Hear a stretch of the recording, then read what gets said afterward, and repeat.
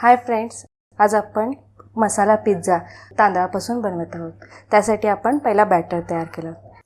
ह्यामध्ये 4 वाटी तांदूळ, 1 वाटी मुगाची डाळ, 1 वाटी उडदाची डाळ, 1 वाटी चना डाळ आणि थोडेसे मेथी दाणे हे आपण रात्रभर भिजत ठेवलो आहोत। सकाळी ह्याचं बॅटर केलो आहोत आणि आता आपण संध्याकाळच्या दरम्यान ह्याचे डोसे करणार आहोत। डोसे म्हणजेच मसाला पिझ्झा करणार आहोत।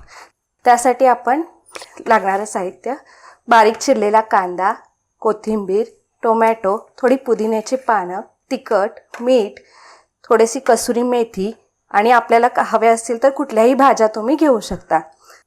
चला फ्रेंड्स, आपण मसाला डोसा बनवूया। थोडंसं मीडियम फ्लेमवर हे छान असं बॅटर पसरून घ्यायचं।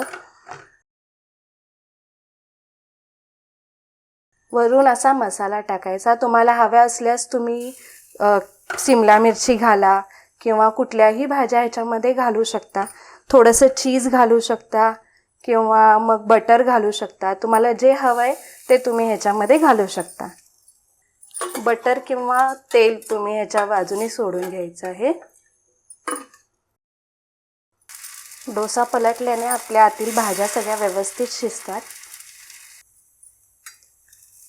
झाला आपला रेडी मसाला पिझ्झा किंवा मसाला डोसा। लहान मुले अतिशय आवडीने आणि चवीने खातात। थँक्यू।